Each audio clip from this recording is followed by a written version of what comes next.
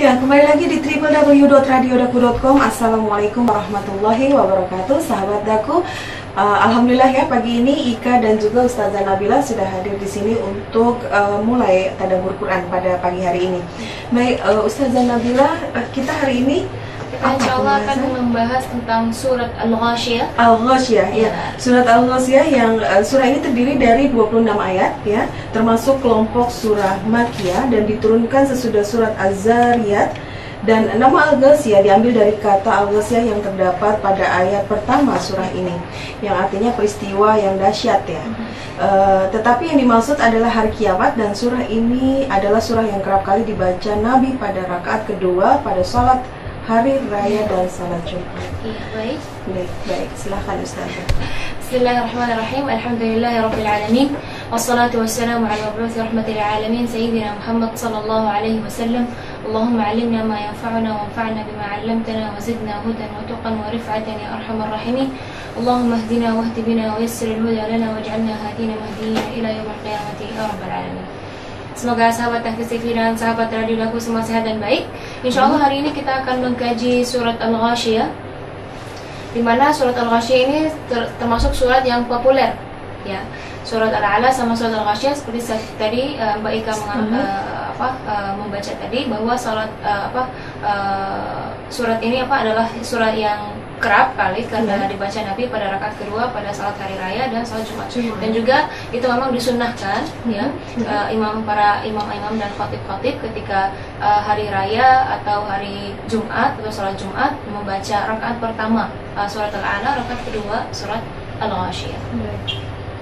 Baik, kita langsung ke poin-poin yang biasa kita akan bahas. Yang pertama nama-nama surah, yang kedua Makkiyah atau Madaniyah ya. Yang ketiga hubungannya surat Al-Ghashiyah sama surat Al-Fajr yang kemarin kita bahas, dan mengkaji setelahnya kita mengkaji ayat-ayatnya. Yang terakhir seperti biasa pesan-pesan dari surat ini. Baik, kita langsung ke poin yang pertama, yaitu nama-nama surah. Nama-nama surah seperti yang tertulis dalam Al-Quran, yaitu Al-Ghashiyah, itu adalah nama tauqifinya, yaitu dari Rasulullah SAW. Nama ijtihadinya Hal Ataka ya, Hal Ataka atau Hal Ataka Hadithul Ghashiyah. Jadi ada dua nama ijtihadinya, karena ya kalau kita lihat ayat pertama yaitu Hal Ataka Hadithul Ghashiyah. Terus poin setelahnya yaitu tempat turunnya Makkiyah atau Madaniyah. Surat ini termasuk surah Makkiyah ya. Kalau kita lihat dari ayat-ayatnya, mungkin sahabat Tahfiz dan sahabat Radio Daku udah tahu ya, udah hafal ya perbedaan antara surah Makkiyah dan surah Madaniyah. Kalau kita lihat dari ciri-ciri ayatnya pendek, terus bercerita tentang hari kiamat, itu ciri-ciri surah Makkiyah. Baik, poin setelahnya yaitu kita akan mengkaji ayat-ayatnya. Silakan baca terjemahnya. Bismillahirrahmanirrahim. Hal ataka hadithul ghashiyah. Sudahkah sampai kepadamu berita tentang hari kiamat? Wujuhun yawma idzin khashiyah. Pada hari itu banyak wajah yang tertunduk hina, 'amilatun nasibah, karena bekerja keras lagi kepayahan. tasla naran hamiyah, Mereka memasuki api yang sangat panas, tusqa min 'ainin aniyah, diberi minum dari sumber mata air yang sangat panas. laysa lahum ta'amun illa min dhariyah, Tidak ada makanan bagi mereka selain dari pohon yang berduri, la yusmin wa la yughni min ju', yang tidak menggemukkan dan juga tidak menghilangkan lapar. Ya, baik. Jadi kalau kita lihat hubungan surat Al-Ghashiyah sama surat Al-Fajr ya, bahwa kita tadi seperti sekilas ya kita membaca terjemah dari part yang pertama dari ayat 1 sampai ayat 7, bahwa berbicara tentang penghuni neraka. Dan juga kalau dikaitkan sama surat Al-Fajr, ada itu ciri-ciri yang tidak beriman, mereka tidak menggunakan hartanya dengan tidak baik. Itu ciri-ciri orang yang menghuni neraka. Di sini digambarkan azab mereka di neraka itu seperti apa. Baik. Nanti di partnya setelahnya Allah Subhanahu wa taala menggambarkan penghuni surga itu seperti apa ya, keindahan surga itu seperti apa, nikmatnya seperti apa. Dan kalau kita dikaitkan sama surat Al-Fajr kemarin, bahwa ada yang jiwa tenang ya, ya. Ayyatuhan nafsul mutmainnah, jiwa yang tenang, mereka adalah mereka yang insya Allah mereka masuk surga. Ya. Jadi hal ataka hadithul ghasyiyah, boleh bahasa lagi terjemahnya? Ya. Sudahkah sampai kepadamu berita tentang hari kiamat? Iya, jadi ini pertanyaan untuk Rasulullah SAW supaya menyampaikan kepada kaum Quraisy, ya, di mana kaum Quraisy saat itu mereka tidak beriman kepada hari kiamat. Mereka bilang bahwa kita mau di dunia ini kita mau bersenang-senang saja, kita mau ya seenak-enaknya kita, karena hari kiamat, karena ketika kita mati tidak ada nanti hisab atau jaza, atau hari kiamat itu tidak ada. Jadi ini perintah dari Allah Subhanahu Wa Taala supaya menyampaikan kepada kaum Quraisy, sudahkah sampai kepadamu berita tentang hari kiamat. Nah, di mana di hari kiamat itu kejadiannya yang luar biasa, ya, mulai buka surat Al-Hajj.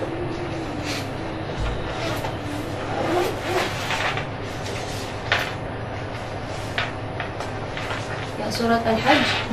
Di sana Allah Subhanahu Wa Taala menggambarkan bagaimana ketika detik-detik pertama hari kiamat tiba. Ya. Detik-detik pertama pada hari kiamat. Jadi ketika hari kiamat itu tiba, semua pada kaget, semua pada pengen bertobat lagi, semua pengen beristighfar, tapi karena udah hari kiamat tiba, jadi tobat mereka udah terlambat, jadi tobat mereka tidak diterima. Baca ayat 1 dan ayat 2 terjemahnya. Baik. Dari kutipan dari surat Al-Hajj ayat pertama yang mengenai wahai manusia, bertakwalah kepada Tuhanmu, sungguh guncangan hari kiamat itu adalah suatu kejadian yang sangat besar. Dan ayat kedua, ingatlah pada hari ketika kamu melihatnya atau guncangan itu, semua perempuan yang menyusui anaknya akan lalai terhadap anak yang disusuinya, dan setiap perempuan yang hamil akan keguguran kandungannya, dan kamu melihat manusia dalam keadaan mabuk, padahal sebenarnya mereka tidak mabuk, tetapi azab Allah itu sangat keras. Iya, jadi itu Allah Subhanahu Wa Taala menggambarkan bagaimana yang bayangkan aja yang lagi mengandung sampai karena dia sampai keguguran, dan juga orang-orang yang berakal, orang-orang yang ketika hari itu mereka seperti orang yang mabuk, padahal mereka tidak mabuk, ya, padahal mereka tidak mabuk, karena mereka sangat ketakutan karena azab Allah mereka udah tahu apa yang mereka lakukan selama mereka hidup di dunia ini. Baik, wujuhu yawma idzin khasyah. Jadi setelah Allah Subhanahu Wa Taala bertanya, ya, sudahkah sampai kepadamu berita tentang hari kiamat? Setelah itu Allah Subhanahu Wa Taala berbicara tentang keadaan penghuni neraka. Wujuhu yawma idzin khasyah. Pada hari itu banyak wajah yang tertunduk, terhina.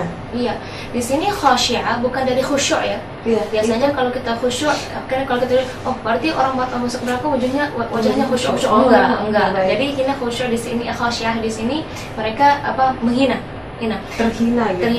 Kenapa? Kalau ketika saya kalau sholat saya mau sholatnya yang khusyuk. Nah, sholat khusyuk itu gimana gambarnya khusyuk itu?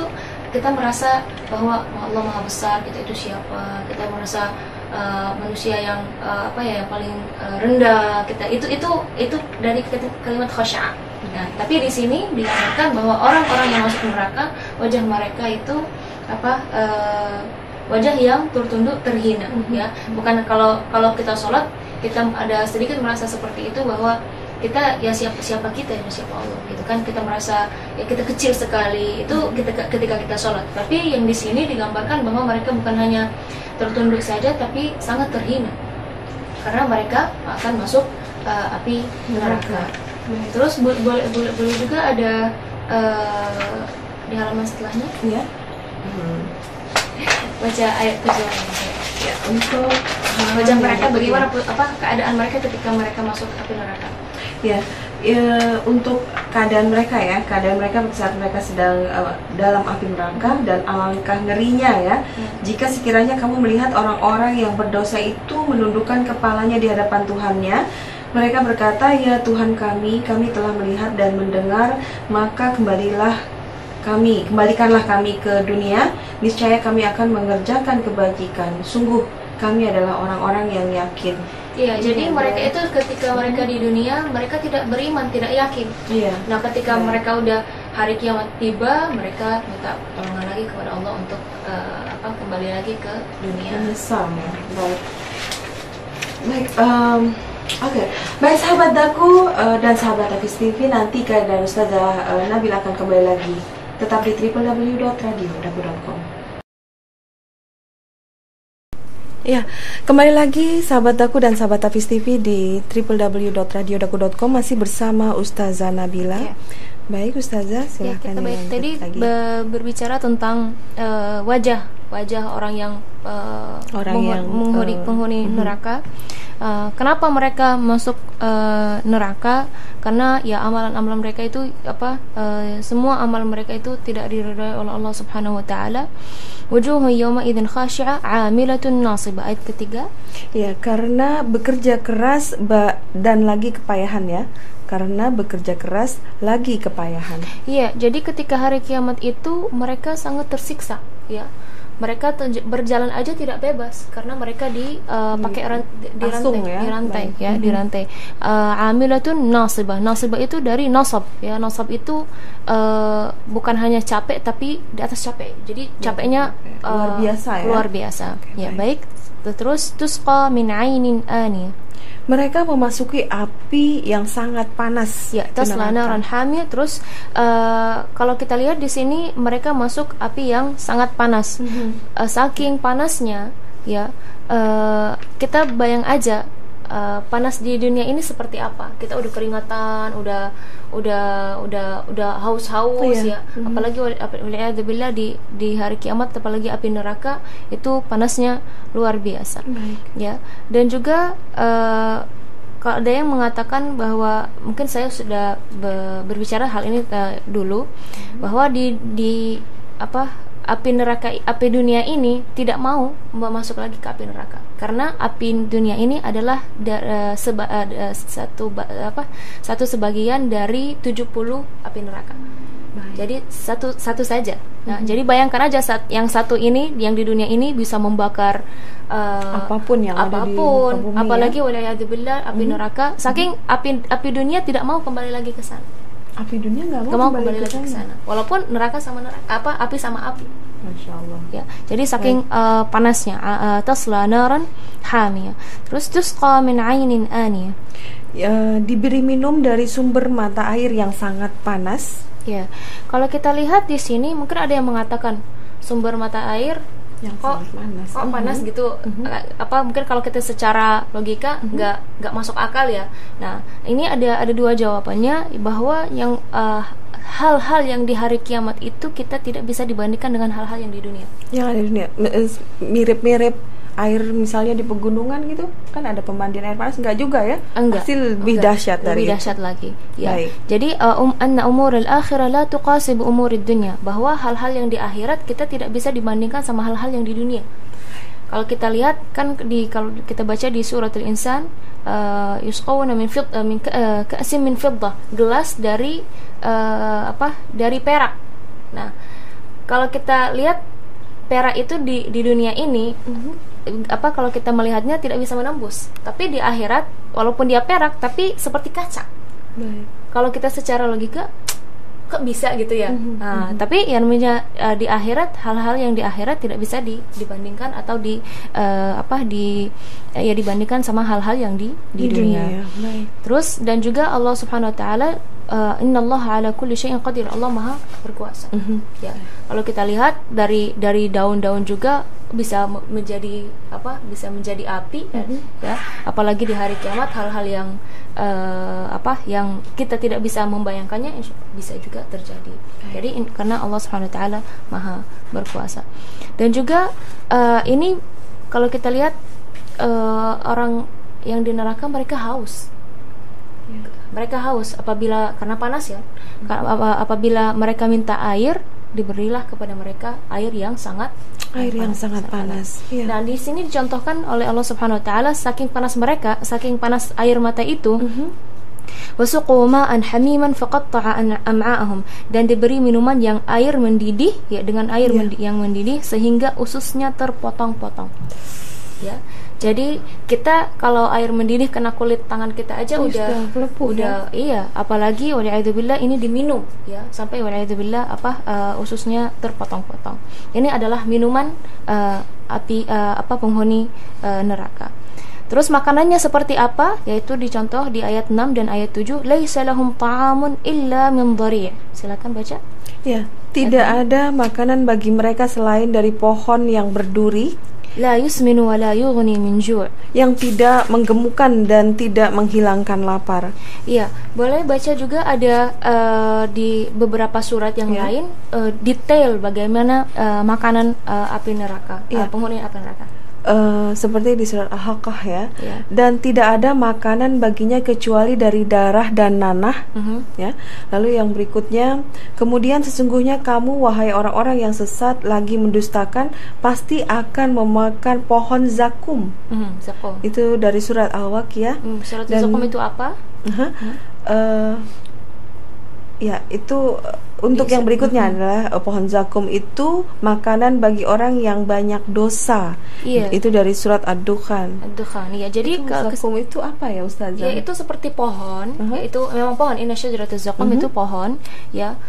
Pohon itu kita tidak bisa membayangkan, ya. Pohon itu apakah seperti pohon di dunia? Karena bayangkan aja itu semua yang berdosa, ya, akan makan dari pohon itu. Dari Ketika pohon mereka, zakum itu. apabila mereka mau lapar, mau makan, ya mereka diberi makan itu. Dan juga diberi apa tadi? Diberi darah dan nanah. Iya, makanan. Ya, jadi saking pedihnya ya api neraka dan penghuni neraka sangat tersiksa di sana. Nah, ketika kita membaca ayat-ayat seperti ini, apa yang kita harus lakukan? Ketika sholat, walaupun kita saling membaca biasa, ya ketika kita lewat ayat-ayat tentang neraka, kita seharusnya kita berdoa kepada Allah supaya Allah melindungi kita dari azab neraka. Jangan asik aja baca, enggak. Itu sunnahnya ketika idza marra bi ayati adzab, itu Rasulullah juga melakukannya ketika lewat atau membaca ayat-ayat yang berbicara tentang azab atau neraka atau siksaan penghuni neraka. Rasulullah selalu berdoa, Allahumma ajirni minha, ya Allah lindungilah aku dari api neraka. Baik. Ya, dan juga kalau kita lihat antara wirid ya atau zikir yang setelah kita sholat kita baca Allahumma ajirna minan nar, Allahumma ajirna minan nar 3 kali ataupun 7 kali juga nggak apa-apa. Baik, ada kesimpulan? Ya, kesimpulan untuk tadi ya, surat yang sudah kita sampaikan tadi adalah yang pertama, pada hari kiamat nanti manusia terbagi 2 golongan, yaitu golongan orang yang kafir dan golongan orang mukmin. Dan yang berikutnya, tatkala melihat kedahsyatan yang terjadi di hari kiamat, orang kafir menjadi tertunduk dan merasa terhina. Lalu orang kafir bekerja dengan giat dan sungguh-sungguh di dunia, akan tetapi perbuatannya tidak diterima Tuhan karena tidak beriman. Dan orang kafir akan dimasukkan ke dalam neraka. Makanan mereka dalam neraka itu tidak menghilangkan lapar. Iya. Dan Rasulullah SAW menggambarkan azab yang di neraka itu yang paling ringan, yaitu azab pamannya Abu Thalib. Ya, itu azabnya seperti apa? Dia memakai sepatu dari api neraka. Saking panasnya sepatu itu, otaknya mendidih. Itu yang paling ringan. Apalagi waliyadzubillah yang munafik ya. Munafik itu bukan lagi di paling di paling dalam atau di paling dasar api neraka ya. Ya, jadi yang paling ringan adalah hanya sepatu ya, sepatu dari api neraka dan otaknya sampai mendidih. Ya, itu gambaran dari Rasulullah SAW. Dan juga Rasulullah pernah juga menggambarkan bahwa saking pedihnya azab api neraka, bahwa ada, kalau kita lihat ada seseorang yang di dunia ini dia selalu senang. Dari lahirnya senang, terus kalau kehidupannya senang, selalu sukses, pokoknya senang, kesenangan terus, sukses terus dianya. Nggak ada dia namanya sedih, nggak ada dianya gagal, nggak ada, sukses terus. Apabila di hari kiamat cuma dicelup sebentar, celup ya, bukan dijeblosin. Ya, cuma dicelup sebentar, terus Allah Subhanahu wa taala menanya kepada hamba ini, apakah kamu pernah merasa senang? Dia saking pedihnya dia merasa, saya tidak pernah merasa senang Jadi ini adalah gambaran bagaimana pedihnya siksa api neraka. Waliyadzubillah. Baik, kita ke yang setelahnya. Tapi sebelum itu baik saja, nanti kita akan sambung lagi setelah ini. Sahabat Daku dan sahabat Hafiz TV, kami akan kembali lagi sebentar lagi, tetaplah di www.radiodaku.com. Ya, kembali lagi di www.radiodaku.com, masih bersama Ika dan Ustazah Nabila dalam Tadabbur Quran. Baik Ustazah, kita lanjutkan lagi. Tadi kita sudah membicara keadaan penghuni neraka. Sekarang kita ke yang setelahnya, itu Allah Subhanahu wa taala menggambarkan bagaimana keadaan atau keadaan penghuni surga. Bismillahirrahmanirrahim. Wujuhu yawma idzin na'imah. Pada hari itu banyak pula wajah yang berseri-seri, lisa'iha radiyah, merasa senang karena usahanya sendiri, fi jannatin 'aliyah, mereka dalam surga yang tinggi, la tasma'u fiha laghiyah, di sana kamu tidak mendengar perkataan yang tidak berguna, fiha 'ainun jariyah, di sana ada mata air yang mengalir, fiha sururun marfu'ah, di sana ada dipan-dipan yang ditinggikan, wa akwabun mawdu'ah, dan gelas-gelas yang tersedia di dekatnya, wa namariqu masfufah, dan bantal-bantal sandaran yang tersusun, wa zarabiyyu mabthutha, dan permadani-permadani yang terhampar. Iya, jadi ini adalah sedikit gambaran bagaimana keadaan penghuni surga. Mereka sangat menikmati apa yang dihidangkan oleh Allah Subhanahu wa taala. Kalau kita lihat dari ayat 8 ya, wujuhu yawma idzin na'imah, mereka wajah mereka berseri-seri. Ya, kalau kita misalnya dapat kabar gembira, gimana wajah kita udah bercahaya gitu ya. Karena mereka juga, kenapa mereka seperti itu? Di sa'iha radiyah, karena mereka di ayat 9, karena mereka merasa senang karena usahanya sendiri. Iya, karena usaha sendiri, dan juga mereka amal-amal yang mereka amalin di dunia ini, Allah terima amal mereka, terus Allah memberi rahmat kepada mereka sampai mereka masuk surga. Ini dibanding sama yang wajah yang tadi, yang mereka walaupun di dunia berusaha tapi tetap tidak diterima, oleh karena itu wajah mereka tertunduk dan merasa berhina. Ya. Nah, di sini bagaimana Allah Subhanahu wa taala menggambarkan surga, ya, fi jannatin 'aliyah di ayat 10. Mereka dalam surga yang tinggi, ya, mereka di surga yang tinggi, dan Allah Subhanahu wa taala berjanji ya terhadap orang-orang beriman bahwa orang-orang beriman itu insya Allah akan masuk surga, ya. Itu di di surat Al-Mu'minun, ya, dari ayat 1 sampai ayat 11. Boleh baca, karena di sini Allah Subhanahu wa taala menggambarkan sifat-sifat mereka seperti apa. Sifat-sifat orang yang mendapat kebahagiaan ini. Ya. Baik, dari ayat 1 sampai dengan ayat 11. Baik, ayat 11. Yang pertama adalah ayat 1, sungguh beruntung orang-orang yang beriman. Lalu yaitu orang yang khusyuk dalam salatnya, dan orang yang menjauhkan diri dari perbuatan dan perkataan yang tidak berguna, dan orang yang menunaikan zakat, dan orang yang memelihara kemaluannya, dan kecuali terhadap istri-istri mereka atau hamba sahaya yang mereka miliki, maka sesungguhnya mereka tidak tercela. Tetapi barang siapa yang mencari di balik itu zina dan sebagainya, maka mereka itulah orang-orang yang melampaui batas.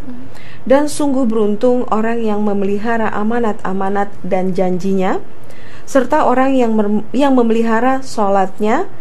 Mereka itulah orang yang akan mewarisi, yakni yang akan mewarisi surga Firdaus, mereka kekal di dalamnya. Iya, baik. Jadi ini adalah amalan-amalan yang orang mukmin ketika mereka di dunia itu mereka lakukan hal-hal yang tadi disebut di surat Al-Mu'minun, ya. Jadi kalau kita lihat fi jannatin 'aliyah la tasma'u fiha laghiyah, mereka tidak akan mendengar atau berbuat, ya, ayat berapa tadi? Ayat 11 baca. Baik. Ini untuk ayat 11, di sana kamu tidak mendengar perkataan yang tidak berguna. Iya. Jadi kalau kita lihat juga di ayat surat Al-Mu'minun, mereka juga di dunia tidak berbuat atau berkata-kata yang tidak berguna. Jadi jazanya atau balasannya dari Allah juga, mereka ketika di hari kiamat pun tidak akan mendengar yang tidak yang berguna. Tidak berguna. Nah, ini saya mau sedikit menggambarkan bagaimana kalau kita lihat dari sifat-sifat yang orang-orang beriman tadi, mereka tidak berkata atau tidak berbuat hal yang tidak berguna, bukan yang berdosa, ya, yang tidak berguna. Contoh, biasanya ini ibu-ibu ya, mungkin juga bapak-bapak ya, kalau lagi duduk bareng-bareng, nih ceritanya kemana-mana tuh, itu kemarin saya kesini kemari, anak saya bla bla bla, itu kalau kita lihat tidak ada gunanya. Betul. Ya, lain kalau kita lagi mau sharing, mau memberi motivasi, itu lain lagi ceritanya. Tapi kalau sekedar kita bercerita saja, kemarin jalan-jalan kemana, kalau kesana kemari. Istilahnya ngerumpi kali ya. Bukan ngerumpi, mungkin kita berbicara tentang diri kita sendiri. Ya, kalau ngerumpi kan, kalau bicara tentang orang kan, dalam hal yang keburukan. Nah, tapi maksud saya di sini hal yang tidak berguna. Kalau itu udah berdosa, kalau itu udah berdosa, ya.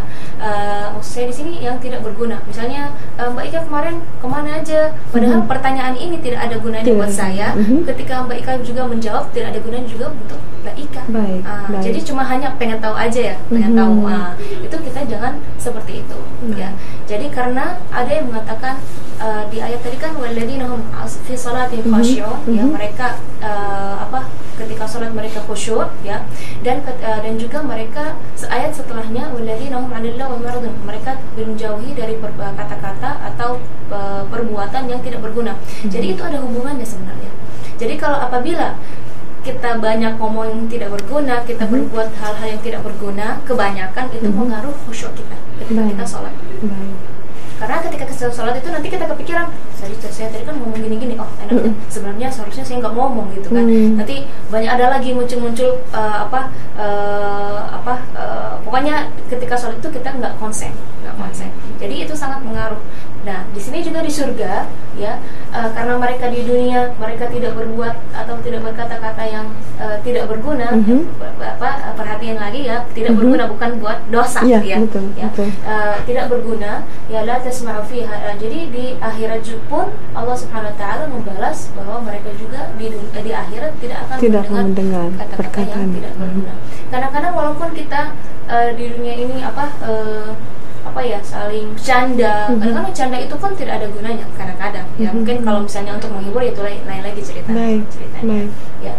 Nah, terus di ayat 12 fiha ainun jariyah, di sana ada mata air yang mengalir. Ya, mata air yang mengalir. Nah, ada di surat biasanya mata air itu tidak mengalir. Kalau di dunia, mata air itu biasanya tidak mengalir. Nah, tapi di akhirat, karena ya, tadi kita tidak bisa dibandingkan hal yang di dunia sama yang hal di akhirat. Air, walaupun dia air mata, tapi dia mengalir. Mungkin di sana, supaya kita mendekatkan untuk menggambarnya aja, seperti sungai. Seperti sungai. Nah, juga di hari kiamat ada 4 sungai. 4 sungai di hari kiamat, yaitu yang pertama sungai dari air, yang kedua sungai dari susu atau laban, yang ketiga sungai dari arak, ya. Tapi araknya manis, bukan seperti arak di dunia yang memabokkan apa. Nah, itu sungai ini itu adalah balasan kepada orang-orang yang tidak minum arak di dunia. Jadi yang meminum arak di dunia, dia akan tidak dapat minum dari air itu, ya. Yang keempat sungai dari madu. Sungai madu ini untuk di surga ya? Itu di surga. Mungkin untuk bagi kita, kok sungai dari madu? Emang bisa gitu ya? Emang dari air aja mungkin kalau tersendat dikit udah nggak bisa ngalir ya? Apalagi madu yang kental, yang apa yang sebagainya. Baik, kita lanjut lagi. Baik, sahabat aku, nanti kita akan sambung lagi ya, Ustazah Nabila. Baik, sahabat aku dan sahabat Hafiz TV, kami akan kembali lagi nanti. Tetaplah di www.radiodaku.com.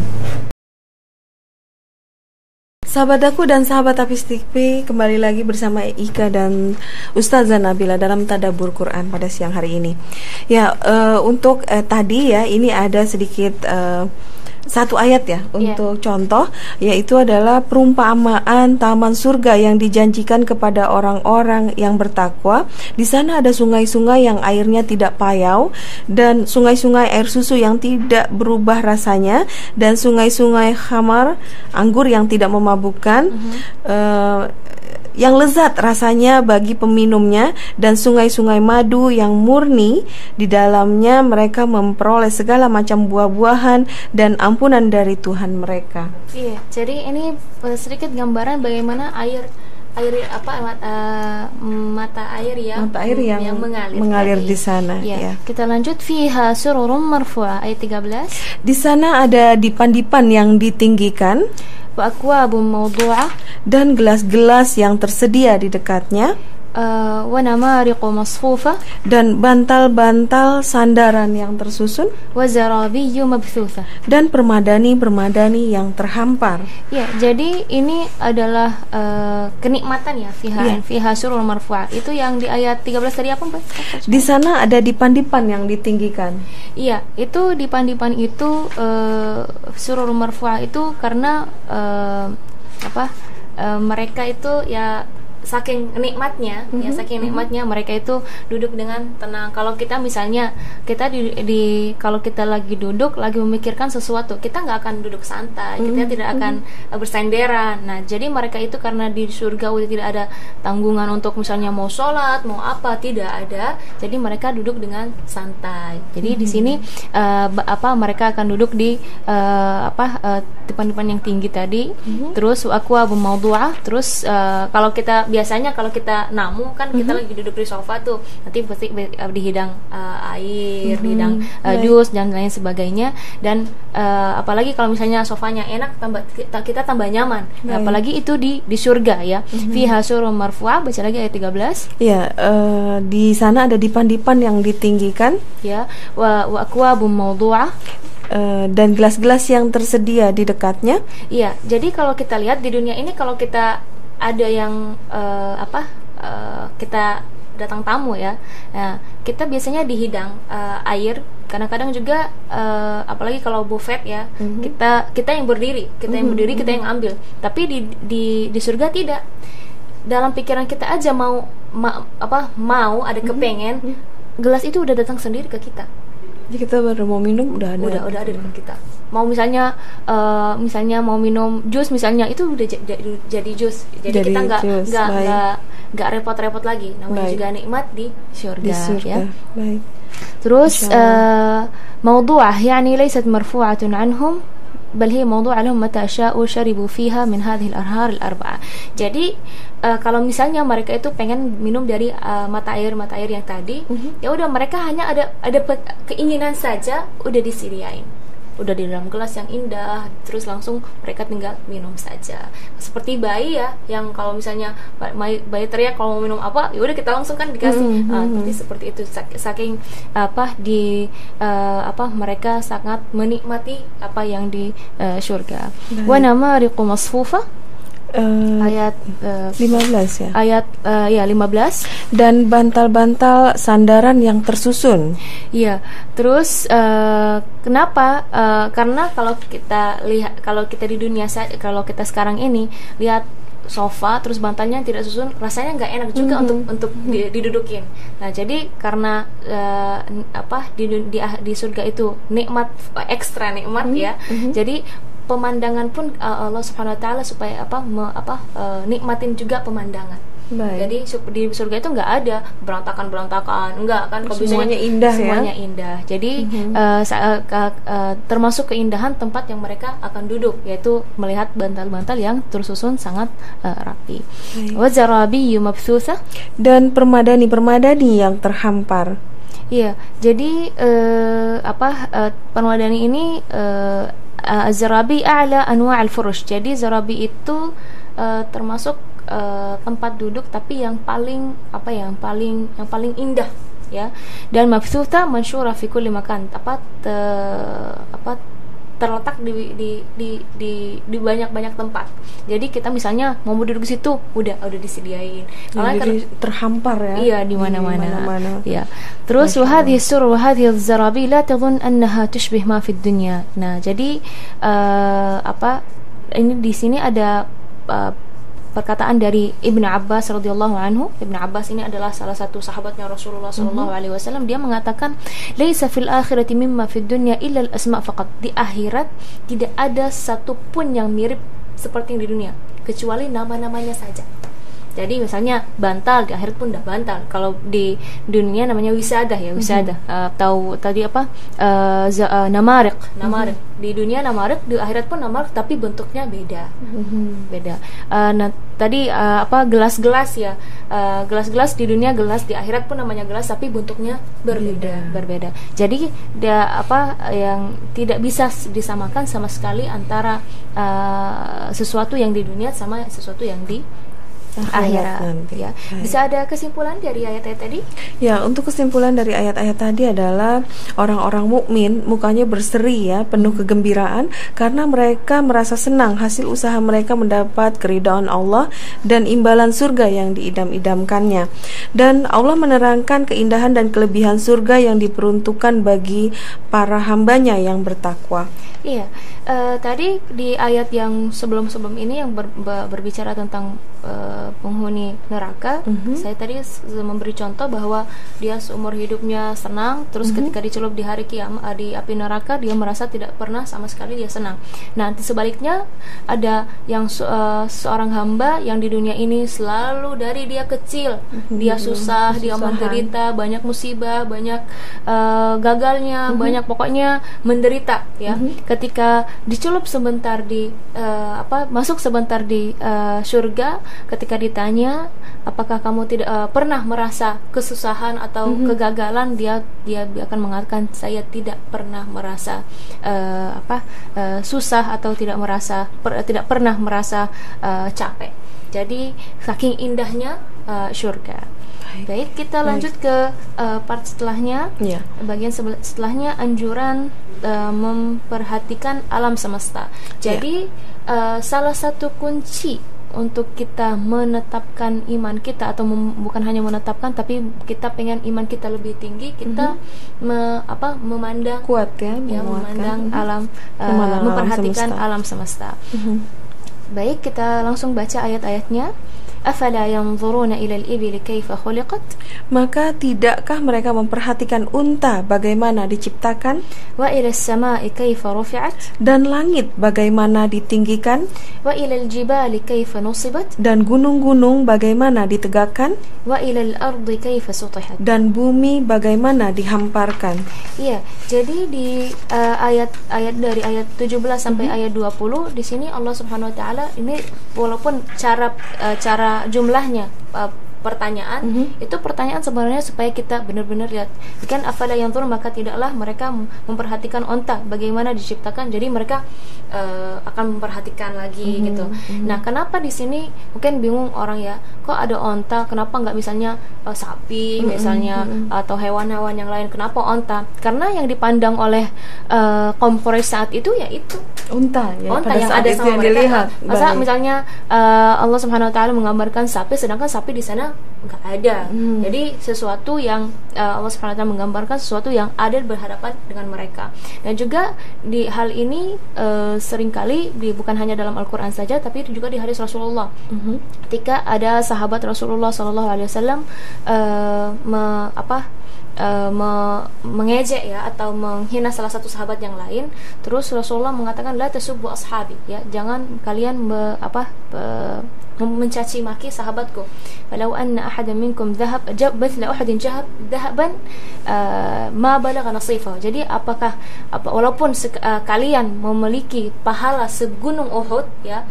Nah, kenapa di sini disebut gunung Uhud? Karena yang depan hadapan mereka ada gunung Uhud, bukan misalnya walaupun di dunia ini ada gunung Himalaya yang lebih yang luar biasa itu. Nah, jadi apa yang di hadapan mereka atau yang mereka tatapi itu mereka akan biasanya dicontohkan.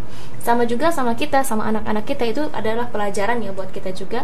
Bagaimana ketika kita nanti mau mendidik anak atau mahasiswa atau murid-murid kita, kalau kita memberi contoh itu jangan yang mereka terlalu jauh ya, yang ada di depan mata. Yang ada di depan mata. Baik Ustazah, nanti kita akan sambung lagi. Ya, sahabat aku dan sahabat Hafiz TV, kami akan kembali lagi nanti, tetaplah di www.radiodaku.com. Sahabat aku dan sahabat Hafiz TV, Ika dan Ustazah Nabila kembali lagi dalam Tadabbur Quran pada siang hari ini.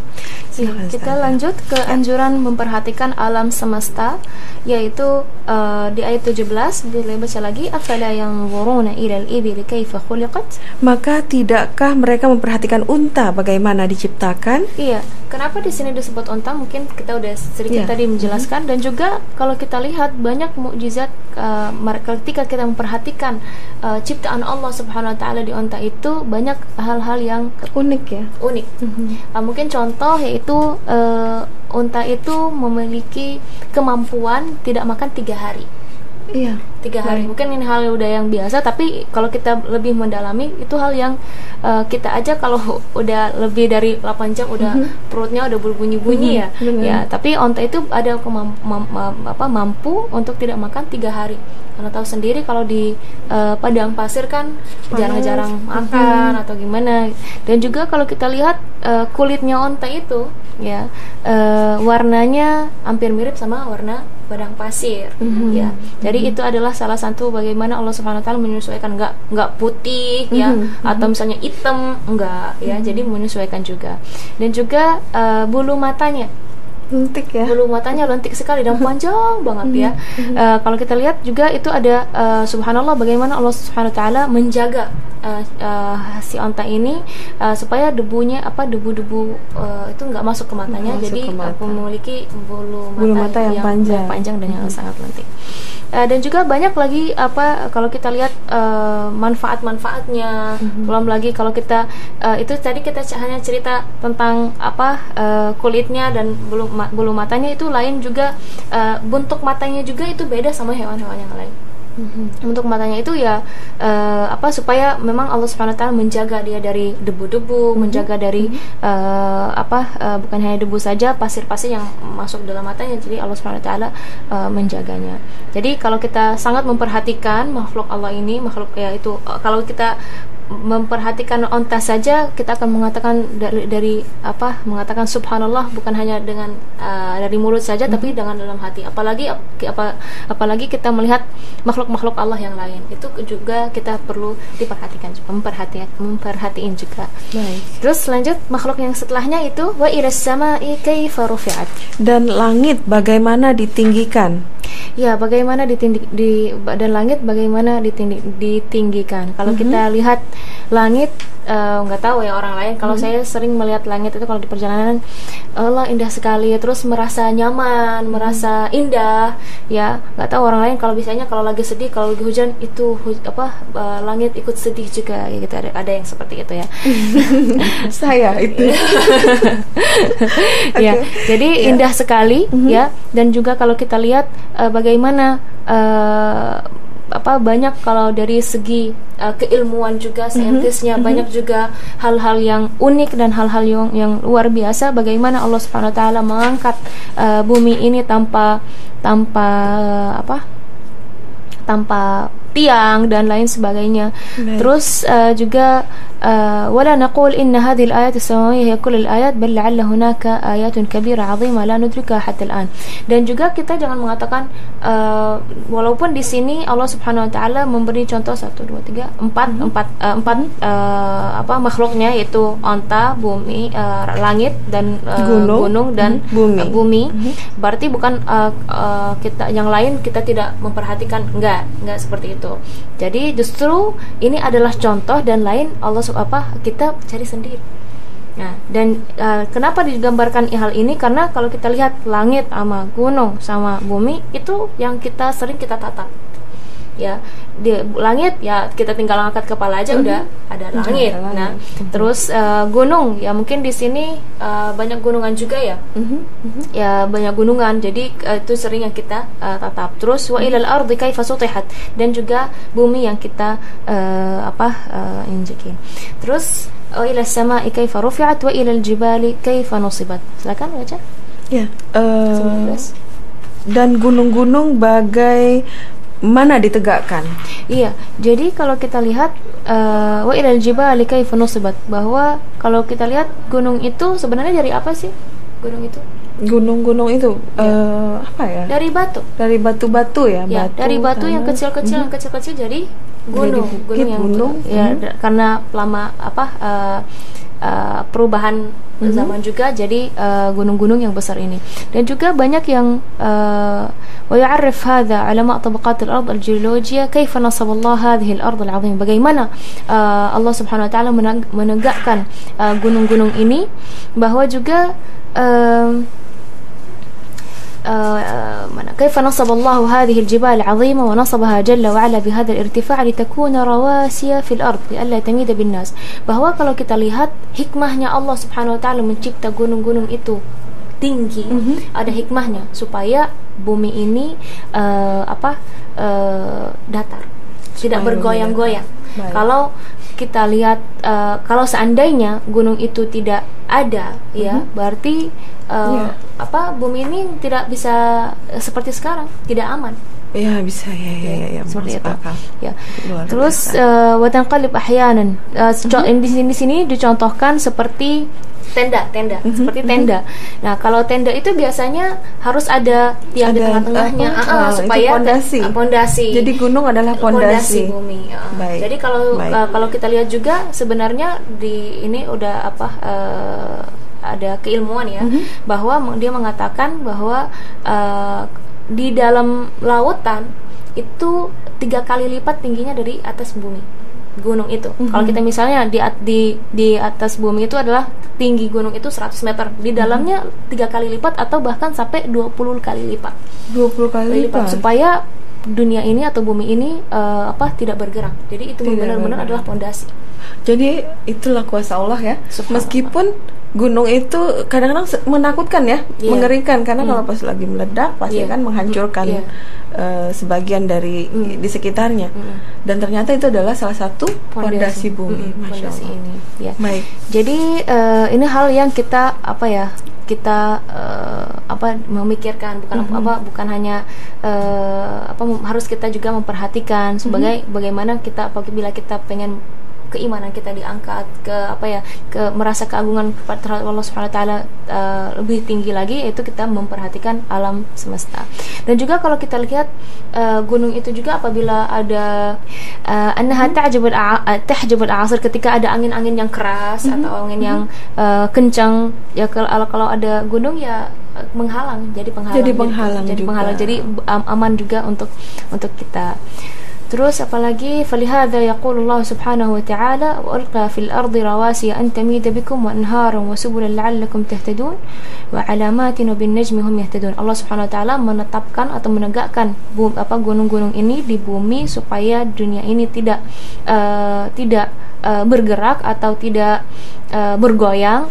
Wa anharan wa subulan, dan dari gunung-gunung ini juga terkadang ada air-air yang mengalir. Kalau sekarang kan ada air terjun, itu yang sangat indah. Wa subulan la'allakum tahtadun.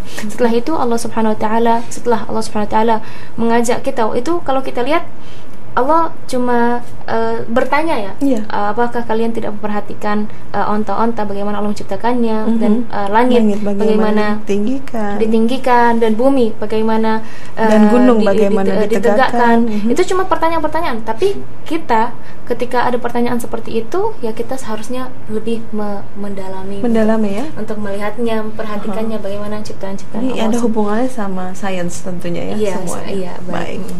Baik, sahabat Daku, dan ternyata kita kayaknya harus menyudahi ya untuk kali ini, Ustazah Nabila, dan mungkin kita akan sambung nanti ya, sambung insyaallah. insyaallah minggu depan ya Ustazah Nabila.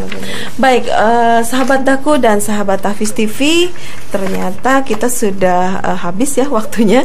Jadi di sini pada ayat-ayat yang lalu Allah menerangkan akan datangnya hari kiamat dan bahwa manusia ketika itu akan menjadi dua golongan, yang celaka dan yang bahagia. Jadi orang yang celaka akan berada dalam kehinaan yang serendah-rendahnya, dan orang-orang yang beriman akan memperlihatkan wajah yang cemerlang penuh kebahagiaan. Begitu ya Ustazah. Baik, Ustazah kita pamit dulu ya.